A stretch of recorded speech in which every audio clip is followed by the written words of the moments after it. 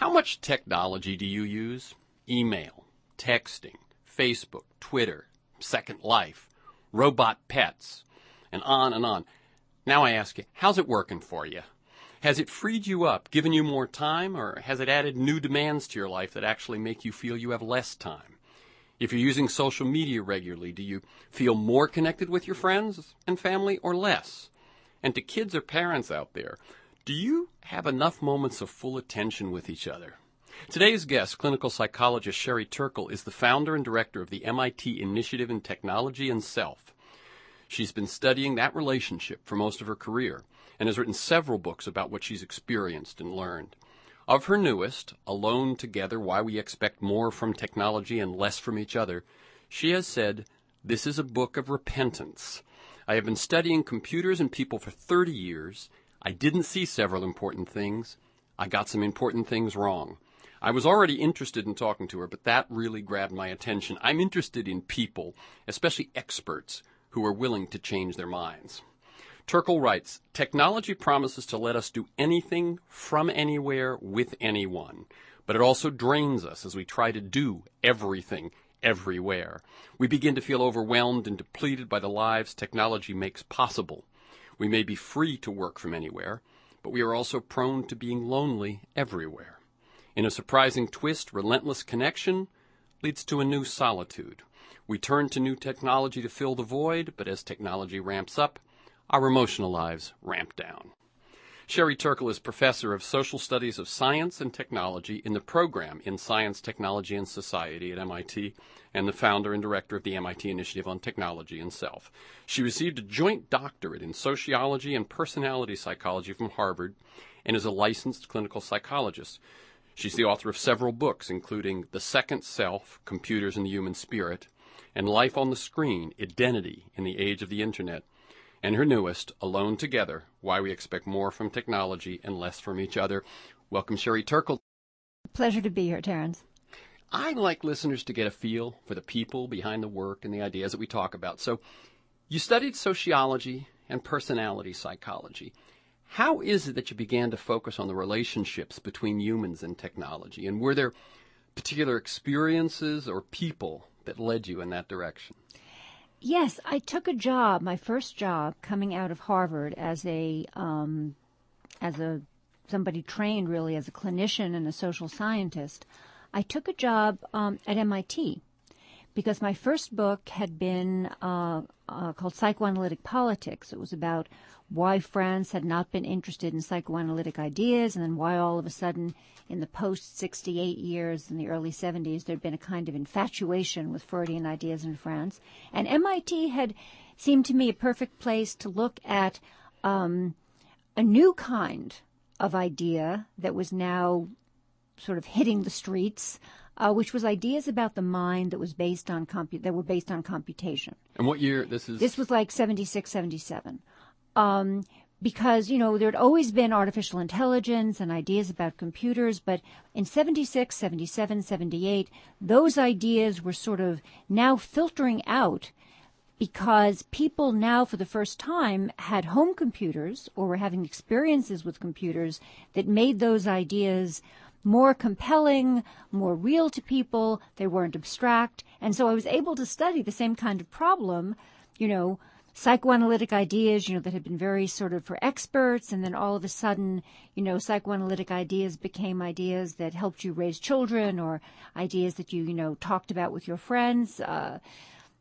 People analyzed each other's dreams. I mean, how does something like that happen? And I tried to study that same kind of movement of ideas about computers from seminar rooms and into the popular culture.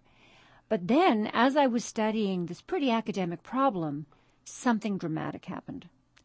It was like it happened in my first couple of weeks at MIT, that I noticed the intensity of people's relationships with their computers. And you'd never seen that before? Never. I mean, no. I'd gone to Harvard. I didn't see people with computers. People used to go to the, computer lab, the computer building to put in their punch cards or whatever they did in the computer building. When I wanted to run data, I had I had a friend who did that kind of thing, and I would give him the data, and he would put in the punch card. I mean, I never saw people in relationship to this technology. I saw people kind of using it to do kind of instrumental things. So it's partly the fact that you were in a place that was ahead. Yes. And that you were where they were. Yes. And these were people who were actually working on these computers. And also that first early generation of personal computers was starting to come out. The computers that you could build from kits, the Altair, the first generation of TRS-80 home computers. I mean, let me tell you, when I saw people with computers, it was. I can barely speak because I could at the time it hit me like that. And when you say, when I saw people with computers, you mean how people were with computers. I mean, people say, oh, it was just like stereo, which is like there with their cars. No, it was not like that. I'd seen people with their cars. I'd seen people with their stereos. Not like that. And the reason for this, I think, is that the computer is a mind machine. It really is a machine that, that it doesn't have its own psychology, but in a way it presents itself as though it does. I think that is why I called my first book on this question, The Second Self. It's that I took that name from a young woman, a 13-year-old girl, who had a little personal computer on which she programmed, and she said, when you program a computer, you take a little piece of your mind and you put it in the computer's mind, and you come to see it differently. And it was that mind-to-mind connection with the technology that fascinated me. Literally, I'd come to MIT to do one thing. I met this phenomena, and I would say that it was the beginning of a new career for me. Yeah. I'm really glad I asked the question. Well, it is. I gave a long answer to a short question, but that is the truth. Yeah, and what it also does, I think, for people is reminds them of a time. I can remember actually. I think it might have been I've been in California since 75, so this might have been 74, might have been 73. I made a friendship with someone who was at MIT. And I was doing video documentary at the time with the first Porter packs. Yeah. And he was saying how he was working in a lab at MIT where they were creating images on the screen that had never existed as physical reality. Wow. Right? In other words, yeah. I thought, okay, you do a photo, you take a... No, they were putting... And I can at this moment remember sitting on the bank of the Charles and him telling me that and me going, just sort of, what is that? Yes. Yeah. And my second question was when did you realize this was going to remain the focus of your work for the rest of your life? Or, for the rest of your life to this point. This was going to be your career. We're talking about, 30 years you've been at this. It has been 30 years. I've been at this 30 years. So right. I didn't mean to doom you. Yeah, I just meant to. Right. But it sounds like, was there a moment when you said, wow, this isn't one thing I'm dealing with for a couple of years. This is the trenches I'm in. Well, I wrote The Second Self from the day I hit MIT to 1984 when the book came out. Good and year. A good year. And by the time I wrote The Second Self, I realized that I had found my next subject, which was the subject of the. I've been very fortunate in that the technology has been moving, and as the technology has been developing, it has posed new challenges. New challenges. My subject is stayed the same. Let me just roll back a second. My subject is not what computers do for us, but what computers do to us, to our sense of self, to the ways we raise our children, to how we see the world. I call it the subjective computer. And what's kept my subject changing is that as the technology has evolved, it has posed that question in very different ways. So those first computers that my students were falling in love with and projecting themselves onto and seeing as a second self, those first computers were there as objects to be programmed, as objects to be projected onto. And I studied in that first book, Second Self, the projection of self onto machine. and I studied the one-on-one, that fascinating one-on-one connection of self and machine. By 1985, 1986, you could already see that people were moving online into this new world of the Internet, then called the ARPANET, and I began to be fascinated by the issues of online connectivity. And that is the subject of the second book, which I was able to trace that story from very early. That book is called Life on the Screen, Identity in the Age of the Internet, and that story takes you from what kind of life do we have when we step over use the computer as a portal to a virtual life beyond it, to a life beyond the screen in the sense, to the life that we share with other people on the network beyond the screen.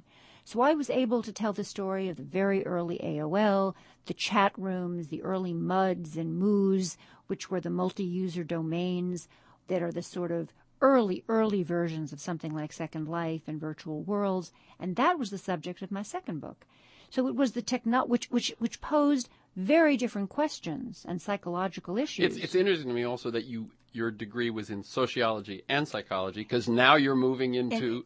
Exactly. I was well trained. I mean, I'm blessed because it turned out that I was very well trained to study this phenomena that I actually think does require the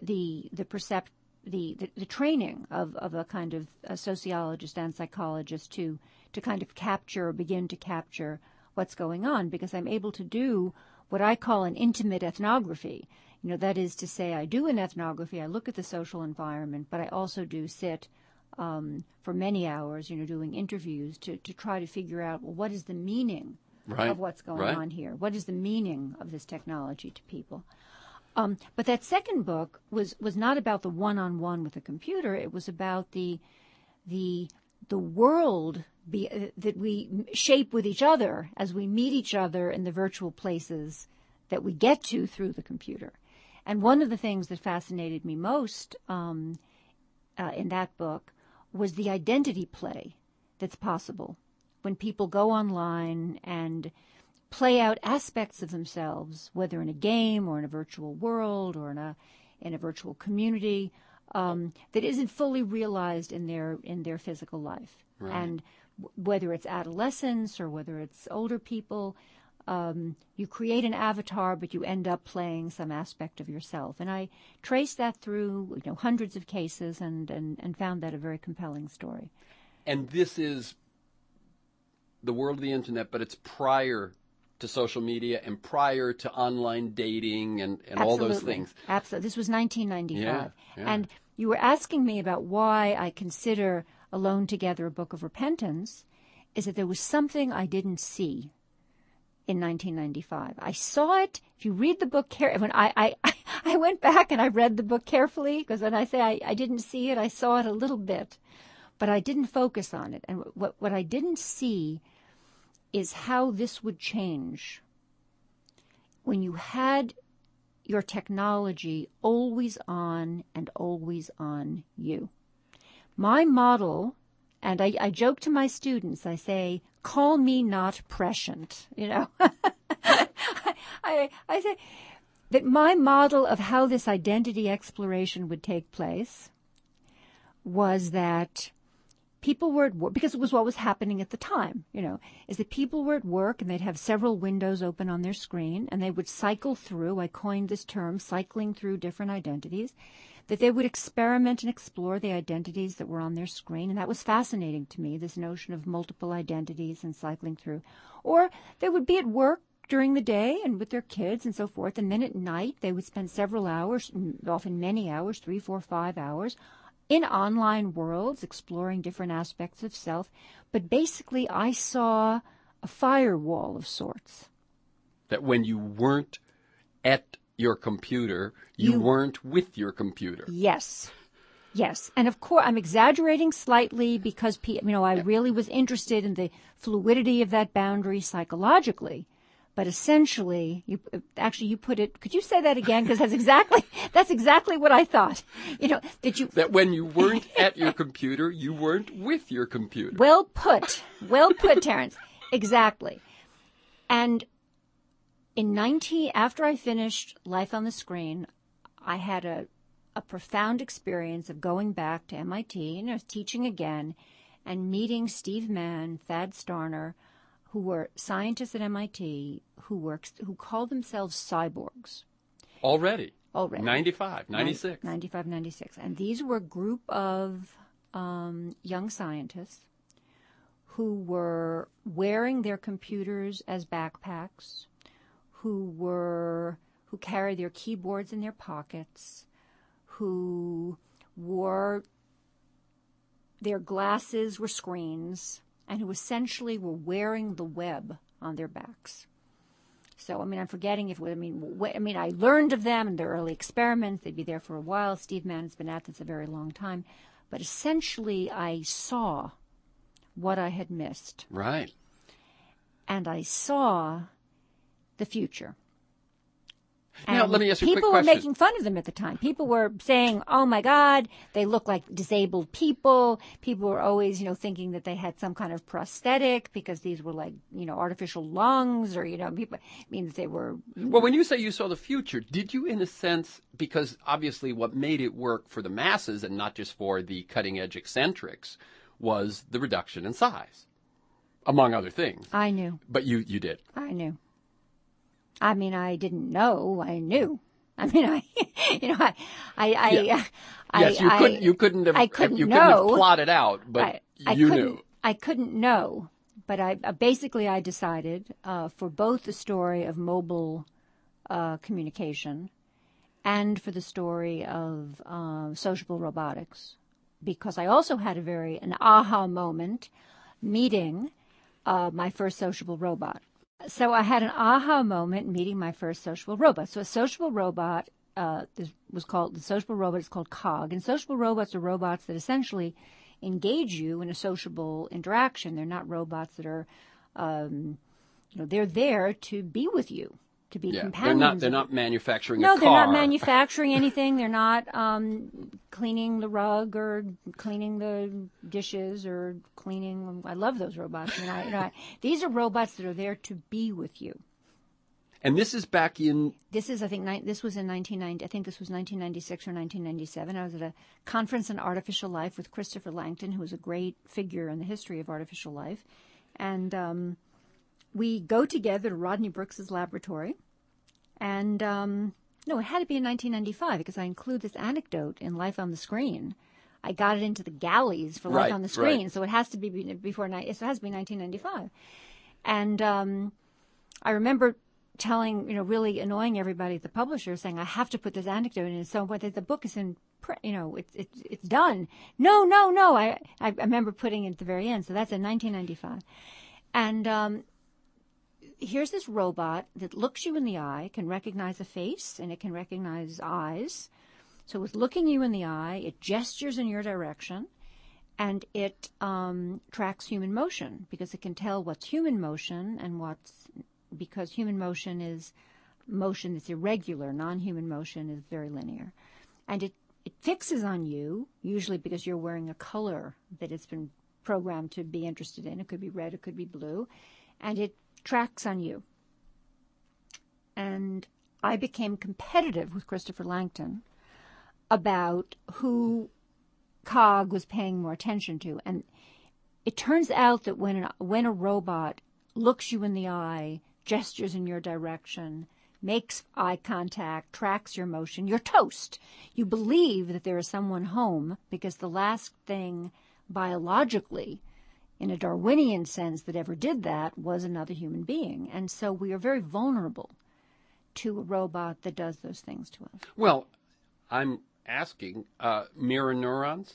Absolutely. At play? Yes. In here? And for those of you that's a new concept toward, I had Antonio Damasio on a few weeks ago. I'm going to keep dealing with this. I find this a very interesting cutting edge. But if you can tell people what the role of a mirror neuron is, and although the robot doesn't have it, our mirror neurons doesn't know the robot doesn't have it. Yes, I mean, mirror neurons, as you anticipate, I mean, where I think would be relevant is that you anticipate the actions. Isn't it what you're anticipating the act? No, here's what I get, because as I say, I've been working with this lately, is that when I see you rub your arm, it fires in my brain the same things that would happen if I were rubbing my arm. Yes, so that you're anticipating that if the robot is looking as though it cares, you feel the same thing you would if a person did it. Yes. But so anyway, this relationship forms. I mean, that's what I was trying to get at, is that you anticipate that there's a relationship. This is what part of what makes you toast. I mean, you anticipate a relationship, whereas in fact there's no relationship. And I decided to follow that story as well. And in my mind, the two have turned out to be quite related. Now, let me just say, so when she says she followed the two of them, the book Alone Together is basically has an introductory sort of section that sets it up, and then it splits into two sections. Yeah. And the first section is on robotics and sociable robotics. The second section is on the all the time, all connected world that many of us live in. And I thought that was an interesting thing, because I don't think about robotics much. I mean, time to think, Terence. If I could read my questions, that's exactly where I go. I say, should we be? But I haven't been, right? Whereas the other one, the social media, the texting, all that stuff, that's in my world. That's it. And the robots is sort of, but you, from your perspective, you see them both. When you say time to think about what is happening with robotics, what robotics means, are you saying because within just a few years, or what's your perspective on that? Well, my perspective is that we didn't think before we put mobile connectivity in our lives. We just said, "Oh, phones will interrupt us every few minutes. Cool." Texts that we'll be texting at funerals, whoa. I mean, we put a seductive technology into the hands of our 8-year-olds, and we haven't given it a thought. I'm exaggerating here, right, of course, and really I apologize to all of my colleagues who've been writing up storms, giving this many thoughts. But essentially, as a culture, right, we've put ourselves in a position where Mark Zuckerberg can say privacy as a social norm is no longer relevant, and actually there are a lot of people who don't blink an eye when he says that. And the younger they are, the more they seem to. Because they've grown up in it. We've given them a technology where actually when the social network doesn't find it convenient to have privacy, we sort of think, okay, social network, you don't want privacy, maybe we won't have it either. So we did this really, I think, without having the kind of conversation. It was a step at a time. If possible, let's try it. If possible, and it sells, then definitely try more of it. Yes. And so the second part of the book is to say, listen, we've been doing this, and I think, given my tracing this over 15 years, it's time to take a beat and step back and say, I think we've gotten ourselves into some places where we're not serving our human purposes. Right. So let's reconsider. We will shift. We will go to there. But the reason I put the sociable robots first. And I thought that was a calculated thing.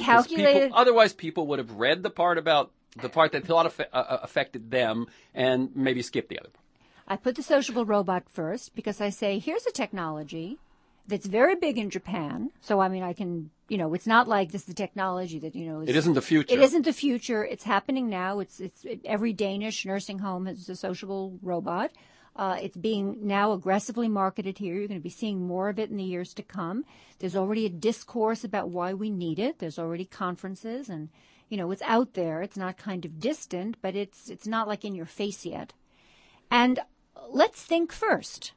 And here are some tools for thinking about it, because let's think first. Here's another seductive technology, and let's think first. Well, so we can think about it first. Briefly, you referred quickly Japan, Scandinavia, the arguments for what is for those people who are not have not been looking at it. What's going on? Well, it's the premise is that there aren't really enough people to take care of the elderly. The boomers are aging, and the next demographic group coming in, there aren't as many of them. There aren't enough young to take care of the old. Taking care of the old is very expensive. And robots can be brought in to do the job, like calling in the cavalry. And they can be companions to the elderly, in addition to doing some very common sense things, like helping out with medicine and making sure that, if the elderly fall, they can lift them up and stuff like this. Now, I'm all for the robots. Let me just get clear. I'm all for the robots that help with anything instrumental. Robots that are in a home and make sure that if an elderly person has fallen, are there to, or in a position that they shouldn't be, robot, someone's on the floor for too long a time, if they sense that, they make a call. I'm for anything that helps with anything practical. But having introduced, in my research, having introduced robots that pretend to be companions. And they're designed to pretend to be companions. Yes, that's what these sociable robots do. That's what they're... By the look, by the turn of the head, by the body language, by the voice, body language, and by the voice. By the voice, they have vocabularies, and they increasingly pretend to understand. Having an old woman explain the loss of a husband, the death of a child, to an inanimate object that is pretending to understand, that doesn't know what it is to have a husband, or doesn't know what it is to lose a child, that doesn't know what it is to have an elderly person talk about their divorce and how they're sorry and how they feel regret to an object that could have no understand of human regret. I call these chapters Love's Labor Lost. Right. And the robot is responding in ways that simulate understanding and empathy because they're responding to behavioral signals. Yes. As the elderly moves their head a certain way and their tone of voice a certain way and their eyes do certain things, it's programmed to respond. Yeah. Yes, and these robots are getting better and better and better, and even as we speak are getting better, and I have incredible wonder at the ingenuity of my colleagues who are creating robots that become better and better at picking up on ever finer signals from the humans that they're dealing with. And my question is, why would we want to do this? Why would we want to do this? Yeah. And I think that I want to be part of that conversation. I want to start that conversation. I think that time to have it. And I would say that in research for this interview, I looked at interviews, whether in print or radio, television, so on, that you've done, and in some sense, you are good starting that conversation, because I haven't heard it much. We saw Blade Runner, but we haven't talked about things very seriously. When you ask people who are the folks who are designing these, when you are in your 80s and you are being cared for by a robot, is that, do you get what I'm saying? How do they think it will actually be comforting? The best possible answer to me. So I think it's always good when somebody knows the best rebuttal to their argument. I think that's a very, very good point. The best answer to me is to say, we have relationships with many, many different kinds of things, creatures and beings.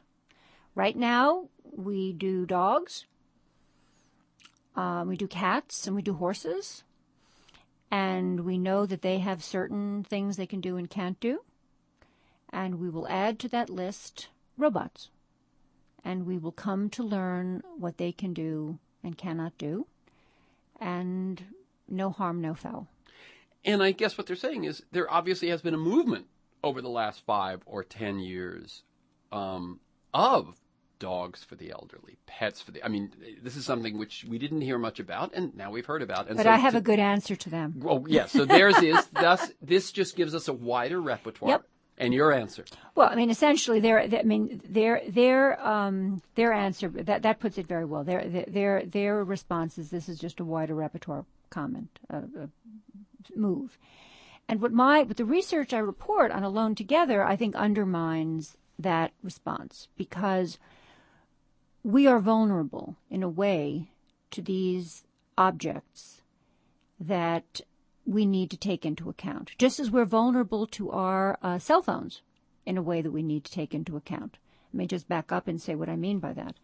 I interview many mothers, 100 mothers, who talk about driving on the highway at 65 if they think they're going the speed limit, sometimes 80 miles an hour when they admit to driving too fast, having the BlackBerry on the seat beside them. The little red light goes off, and they're texting on the highway or answering email on the highway with their kids in the car. Now, are these mothers happy that they're endangering their lives and those of their children? No.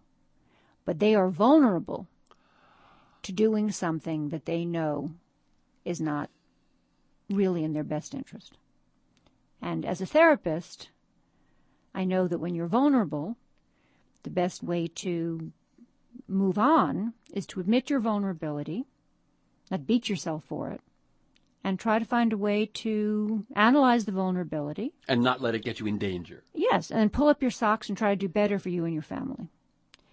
Similarly with the robots, I've done study after study where you explain to the person that this is a robot. You explain to the person that this robot doesn't understand what you're saying. You explain to the person, as a matter of fact, in the study I did with Cynthia Brazil and Brian Scazzolati, two colleagues at MIT who developed very sophisticated sociable robots, we unrobotized the robot to turn it. It was like taking Pinocchio and making him turn back into a puppet after being a real boy. We turned the robot back into being a puppet. We took out all of the artificial intelligence to show children that it really was nothing, just a program. And then we sort of reprogrammed it to make this point that really it was only a robot. The minute that robot looks you in the eye, does the gesture of affection, people are... Seems interested, seems to care. Seems to care. We are enchanted once again. As a matter of fact, if you look at I forget the exact Plato quote, but I begin the book with an inscription from Plato: everything that deceives may be said to enchant. Oh, gosh. Or maybe it's the other way. Everything that deceives may be said to enchant. Plato in the Republic. Right. And what I love about that quote is I always forget because it also works the other way. Everything that enchants may be said to deceive. Oh, that's a little more pessimistic. Let me tell people, I'm Terrence McNally. We're about at the halfway point here. I'm speaking with Sherry Turkle. She's a psychologist, a professor, director of the MIT Initiative on Technology. She's been in Technology and Self. She's been at MIT for 30 years, and she is really one of the first and certainly one of the premier people who has looked at our relationships, with our social and psychological relationships with the machines that we have those with, which is computers, robots, cell phones, etc. Her new book is Alone Together: Why We Expect More from Technology and Less from Each Other, and you can learn more about her work at alonetogetherbook.com. Okay. Let me see. I want to move on from the robots, but I must say... But I just want to get back to this point. So the reason I say that this is my best response to people who just say, okay, what's the harm? Give them a robot. We'll just put on the fine print on the, explanation that, it's only a robot. It doesn't really understand. Is that we are more vulnerable than that. That's like saying, don't text on the highway. It's really not a good idea. It doesn't take seriously our vulnerability. Our vulnerability. And this book is really about taking seriously our vulnerability. And the leitmotif, the theme through Alone Together is human vulnerability, technological affordance. Technology is offering us, in the area of robotics and in the area of connectivity, things that we are vulnerable to, and we have to have a better response than a shrug. Right. And I remember there's a line that I'm looking for because I was going to read it back to you, and it very much is that one that it's about the vulnerabilities, and you say that these machines can respond to or connect with our vulnerabilities, and boy, are we vulnerable. Mm-hmm. What I was going to say is that as I was listening to you, and that mother is driving, and the red light goes on, and she knows she has a message, and so on, is I'm telling you, the thought that came into my head was, she's like a machine, that she can't resist it. And it was weird because I realized, wait, no, that's the wrong thing. She's the human in this equation. But do you get what I'm saying?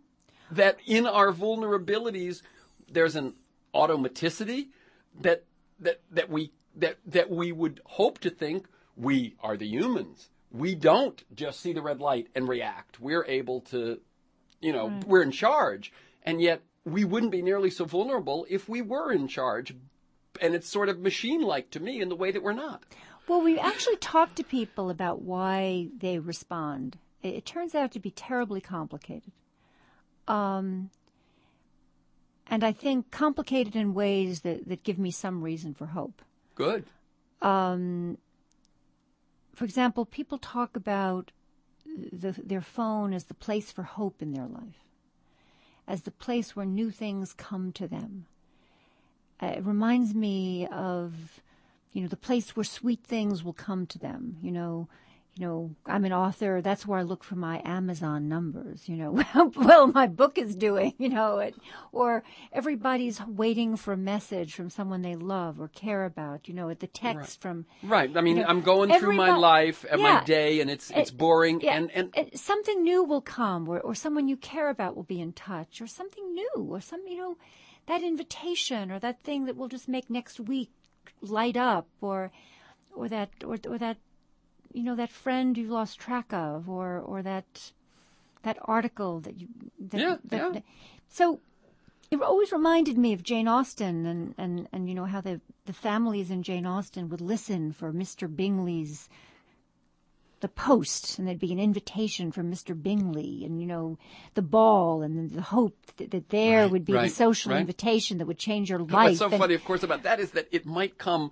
You would expect it once a month, if at all. And now it's like instantly. Yeah. Well, so I think that I remember, people talk about. It reminds me of J. Beresford Tipton and The Millionaire, that show we grew up with. That he would come and hand you a check for $1 million, or the Publishers Clearinghouse would come in the. I mean, something that would change. And I think that our transference, which is a psychoanalytic word that means our connection, our profound connection to these phones, is that they have become the place where we look to for all of that.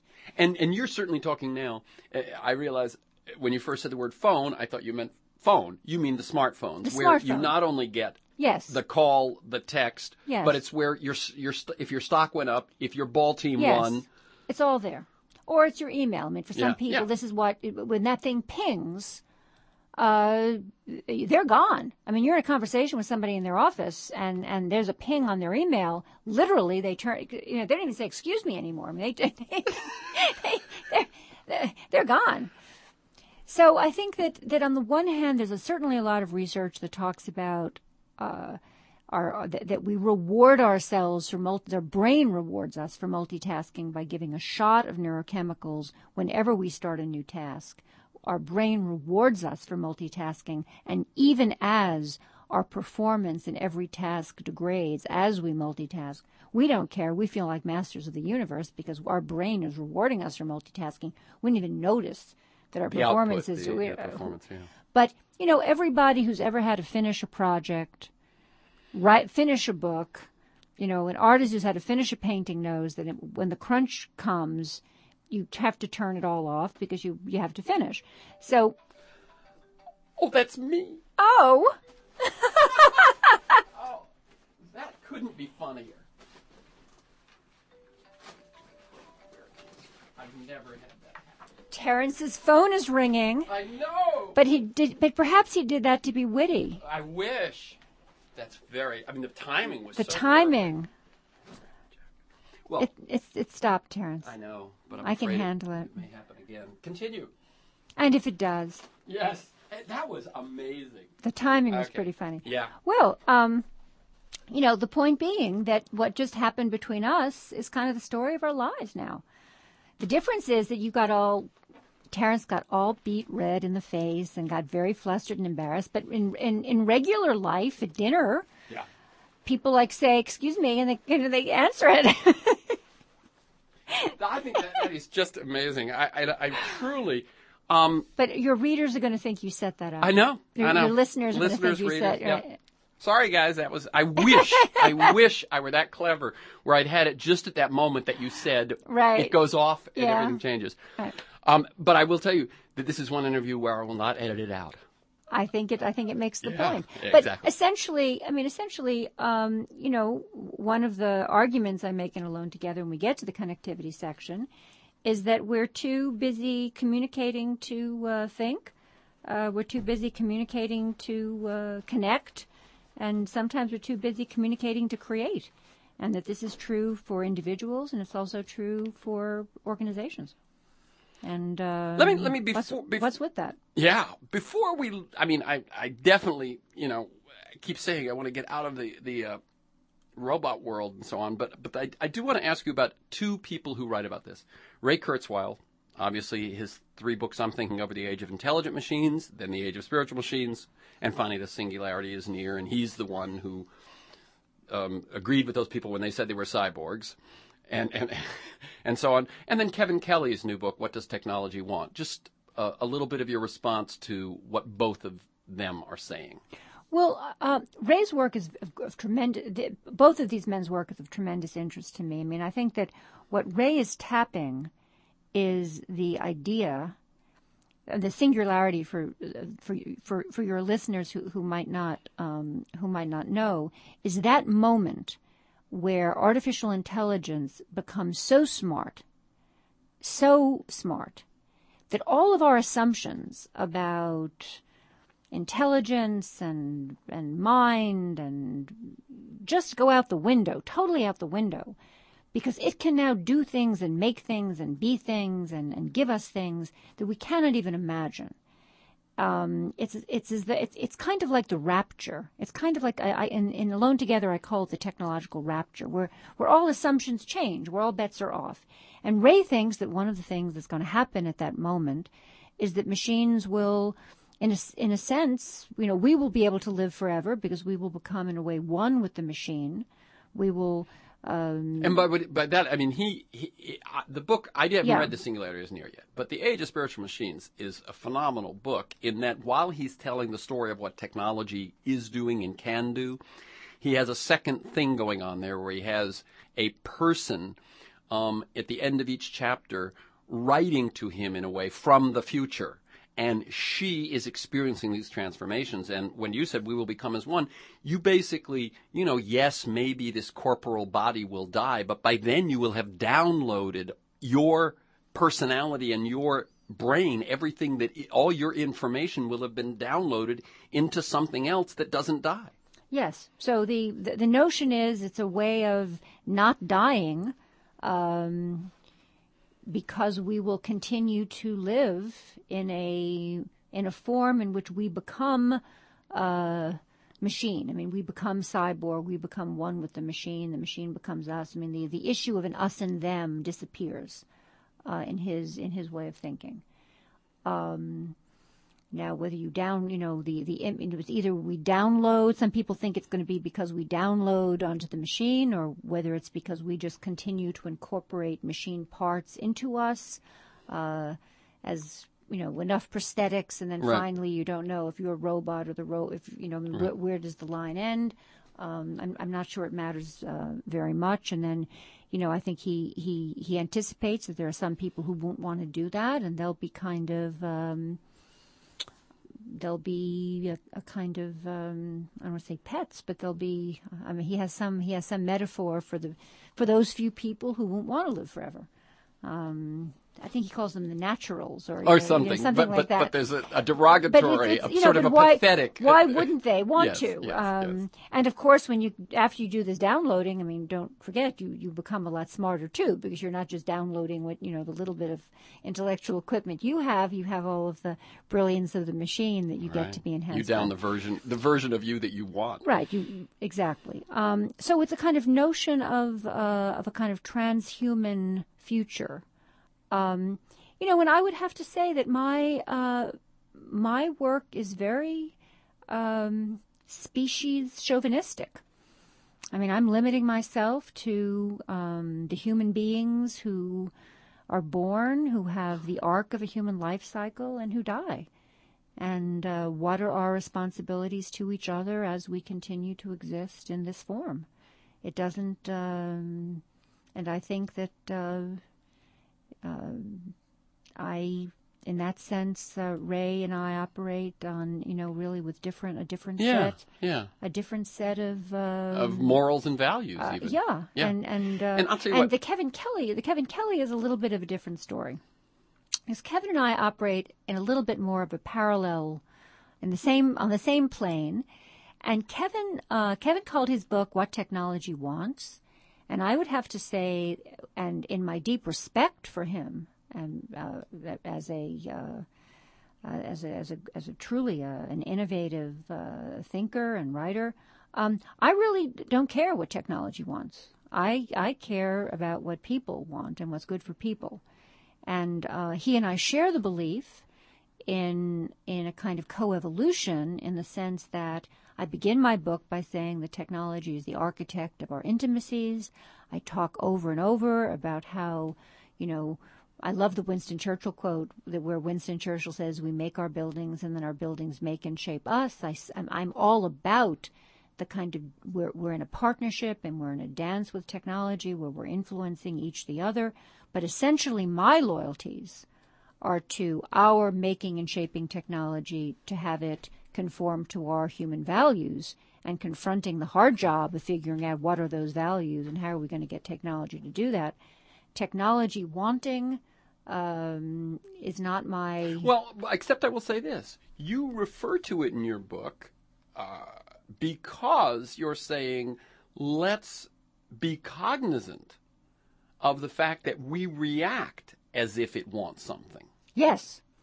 Yes. So while you say, I don't care, you don't say you can ignore it. No, I don't say I can ignore it. You're saying you're not going to decide in its favor, but you've got to take into account that we respond as if technology wants from us. Yes, but what you mean, but in a way, it's the volitional quality that I don't defer to. For example, now it looks like robots want to love us. Is this something I should then? Yeah. Do I need to take that in what way do I need to take that into account? It now looks... I think that you've even said yourself, I think, that in the way you have to take it into account is to the degree that our vulnerabilities make us susceptible to that. But, back when they were just programmable keyboards and screens. Right. But, there also is the fact that robots want to love us because the field of artificial intelligence has decided to program robots to say they want to love us. Right. To act as if. As if they want to love us. I'll tell you what I want to make sure is that we get to the other piece, the piece that is the piece about our connectedness. We've talked about it briefly, but some of the things that you talk about is, I'm going to read you a couple of quotes and then let you take off on that. Teenagers avoid making phone calls. They're fearful that they will reveal too much. And when I say this is not just your conjecture. The way you work is you think about things, but you do a lot of interviews and you do a lot of observations. I do the interviews before I think. I really try to do the interviews before I think. I try to think little before I do the interviews. Very good. Yeah. I just reverse that's right. Yeah. And so this is based on observation, interview, etc. So teenagers avoid making phone calls, fearful they will reveal too much. They would rather text than talk. If we don't teach kids how to be alone, they will end up only lonely. You talk about something called the nostalgia of the young, and you say it is for a time that actually maybe never existed. And then one of your biggest findings, I think, because I think it may have surprised you, because you probably did just a little bit of thinking before your interviews, was that parents, it turns out, it's not just the kids who text while they drive, who text all the time, who don't look at you when they're talking to you. They are learning as much of this from their parents as the other way around. Yeah, I mean, let me just say, the texting and the talking. Well, let me start with the parents first. I think when you do qualitative research, I have two methodological rules. The first one is I don't tell a story unless I have a very, very deep bench. Because if you tell a story that's a kind of idiosyncratic story, there's no resonance in the book. People read the book and say, oh, I haven't seen anything like that, So you tell a story only when you really have many, many stories behind it. I expected to tell a story about teenagers driving their parents crazy with the texting. And instead, I found a story of parents texting while they were driving, texting during dinner, texting with one hand and reading Harry Potter with the other, not looking up. The one that struck me was they're at the park with a young child. And texting the virtual texting the virtual mistress with whatever they're doing that you said. How can a child show off? Yes, the child's on the jungle gym and he's looking down and his father is texting. Or also dads out there, and I'm calling out the dads here because this really was about the dads. Sunday football, that is so many young men talked about Sunday football. Used to be the time when during the commercials or in between plays, that was when my dad used to talk to me. That's when I felt comfortable kind of sharing kind of confidences or whatever, kind of sneaking them in. So they're already sitting there. Ostensibly they're doing something that isn't intimate, and it allows for intimacy. Yes, and now that time is the time that the dad's on the laptop or the phone. Wow. And so, or else he just TiVos through them, and then that time's gone. Well, or even between plays, really. So, I think that the issue of parents needing to regroup here and again accept their vulnerability and think again about what it is to be in a family and to set some rules for your family, I think is very, very important. And I'll say here too that I'm optimistic because the parents who I interview who admit to these behaviors are not happy about them really. And I think, again, that when we're not happy about them, I like the phrase vulnerability because when we're not happy about something and we're vulnerable to it, we can do better. One thing you say, by the way, is, but let's not say we're addicted to it. Yes, because when you're addicted to heroin, you have one thing you can do, which is to go off the heroin.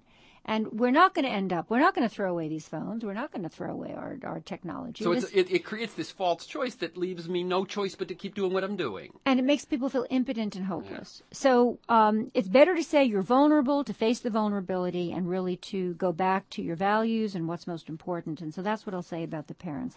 On the question of loneliness and teaching your children to be alone, solitude, the kind of solitude that refreshes and restores, is very, very important, not just for children, not just for adolescents, but for all of us. And if you don't teach your children how to be alone, they will only be able to be lonely. So what you're saying, by the way, is that this 24/7 connection does two things. One, it cheapens connection, and two, it avoids solitude. Yes, it ultimately leaves you, when you're not so frenetically connecting, it doesn't allow you solitude that's restorative. It leaves you lonely. And I like to say that kids have moved from I have a feeling I want to make a call to I'd like to have a feeling I need to send a text. In other words, there's a continual need for validation and almost kind of constituting a thought or a feeling by sending it out for votes, which I don't think is, it was really not where you want to be emotionally. And then finally, on the texting and talking, telephone companies are trying to sell you voice plans because they know you're not going to use them. We're hiding from each other. People say that calls aren't efficient, and when you try to bring the value of efficiency into the area of your intimacy, you get yourself into a lot of trouble. Finally, you say that your headline is people need to strike a balance, and some of us are better than others. Many of us are not as good at this as we think we are. 30 seconds, your final word to listeners. If you are happy, listeners, with where Facebook, the internet, Twitter, your social networking has taken you, I am not the Grinch. Someone called me Sherry Turkle's evil Luddite twin. I'm not that. I'm enjoy the bounties of this technology. But if you find, if you fear that your life with this is kind of running away with you, read the book, reflect, talk to your family, talk to your friends, and I think we deserve better than some of the places that we've gotten with this technology. Very good. The book, again, is Alone Together, Why We Expect More from Technology and Less from Each Other.